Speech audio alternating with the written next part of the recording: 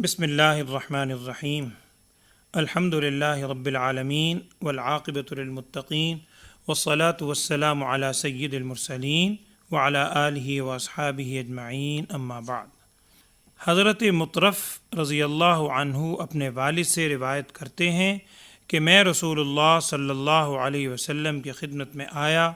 آپ صلی اللہ علیہ وسلم نماز ادا فرما رہے تھے اور رونے کی وجہ سے آپ صلی اللہ علیہ وسلم کے سینہ مبارک سے ایسی آواز آ رہی تھی جیسے ہنڈیا کے ابلنے سے آواز آتی ہے۔ رسول اللہ صلی اللہ علیہ وسلم اور آپ کے علاوہ تمام انبیاء علیہم الصلاۃ والسلام بھی گناہوں سے پاک اور معصوم ہیں، لہٰذا رسول اللہ صلی اللہ علیہ وسلم کا یہ رونا امت کی خاطر تھا۔ نبی صلی اللہ علیہ وسلم کی سیرت طیبہ کے مطالعہ سے یہ بات معلوم ہوتی ہے کہ آپ صلی اللہ علیہ وسلم نے مشرکین مکہ کی جانب سے پیش آنے والے تمام مصائب اور مشکلات کو، اور اسی طرح ہجرت مدینہ کے بعد منافقین کی تمام ایذا رسانیوں کو بڑے تحمل، صبر اور بردباری سے برداشت کیا۔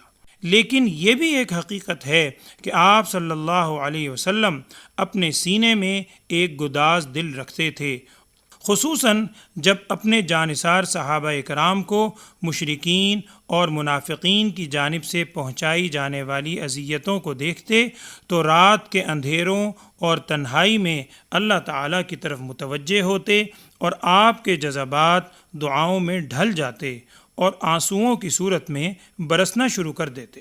یہ جذبات آپ صلی اللہ علیہ وسلم کی شان رحمت للعالمین کا بہت بڑا مظہر ہیں۔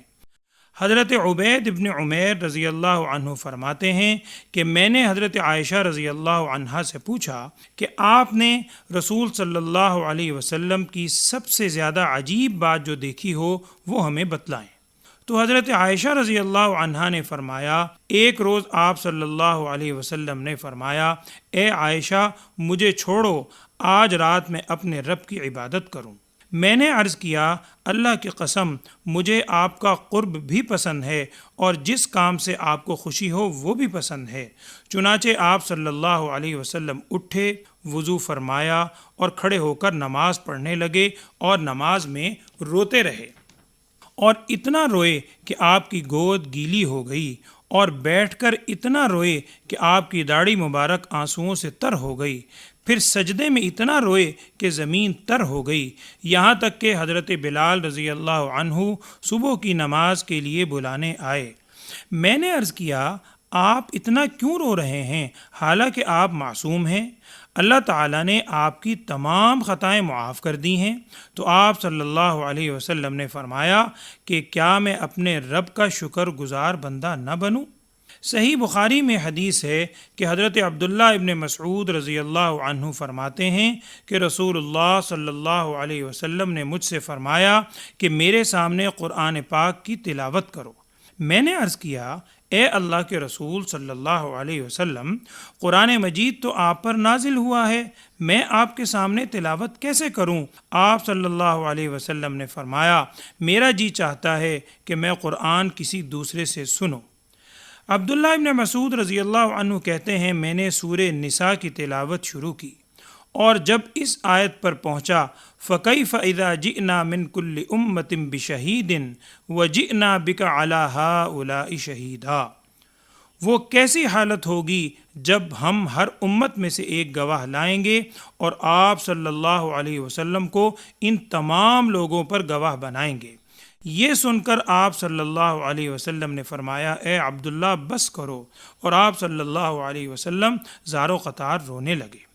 حضرت عائشہ صدیقہ رضی اللہ عنہا فرماتی ہیں کہ جب نماز کا وقت قریب آتا تو آپ صلی اللہ علیہ وسلم کے چہرہ انور کا رنگ متغیر ہو جاتا، اور نماز شروع کرنے کے بعد آپ کی کیفیت ایسی ہو جاتی جیسے آپ کا دنیا و ما فیہا سے کوئی تعلق ہی نہیں۔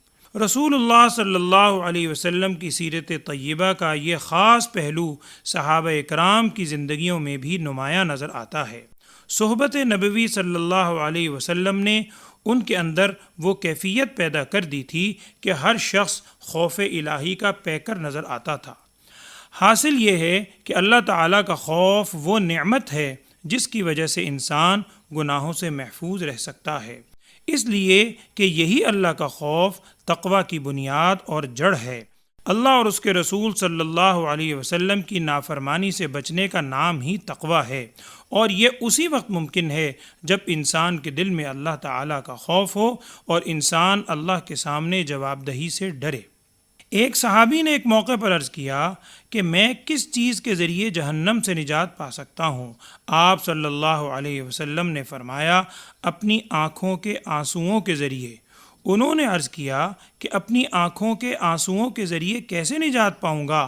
آپ صلی اللہ علیہ وسلم نے فرمایا، ان آنسوؤں کو اللہ تعالیٰ کے خوف سے بہاؤ، کیونکہ جو آنکھ اللہ کے خوف سے روئے اسے جہنم کا عذاب نہیں ہوگا۔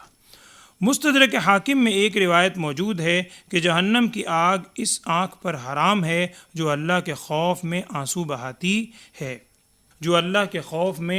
بہاتی ہے، اسی طرح اس آنکھ پر بھی حرام ہے جو راتوں کو جاگ کر اللہ کے راستے میں پہرا دیتی ہے۔ صحیح بخاری میں ایک حدیث ہے کہ رسول اللہ صلی اللہ علیہ وسلم نے فرمایا، 7 لوگوں کو عرش الہی کا سایہ نصیب ہوگا، ان میں ایک وہ شخص بھی ہوگا جس نے تنہائی میں اللہ تعالیٰ کو یاد کیا اور خوف الہی سے اس کی آنکھیں بہہ پڑیں۔ آج اس بات کی بہت ضرورت ہے کہ ہم سب اپنا جائزہ لیں کہ آج مسلمان ہر معاملے میں پستی کی طرف کیوں جا رہے ہیں۔ اس کی ایک بنیادی وجہ یہ بھی ہے کہ ہم ہر چیز سے ڈرتے جا رہے ہیں، دشمن کا خوف، مادی وسائل کا خوف، بیماری کا خوف، لیکن جس ہستی کا خوف ہونا چاہیے یعنی اللہ تعالیٰ کا خوف، وہ ہمارے دلوں سے ختم ہوتا جا رہا ہے۔ اسی وجہ سے دیگر تمام خوف ہمیں مسلسل خوف زدہ کرتے رہتے ہیں۔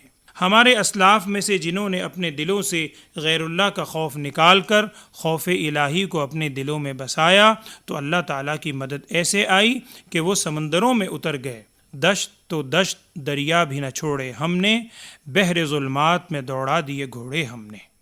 اللہ تعالیٰ سے دعا ہے کہ ہمارے دلوں میں بھی خشیت الہی پیدا فرمائے۔ آمین۔ وآخر دعوانا ان الحمد للہ رب العالمین۔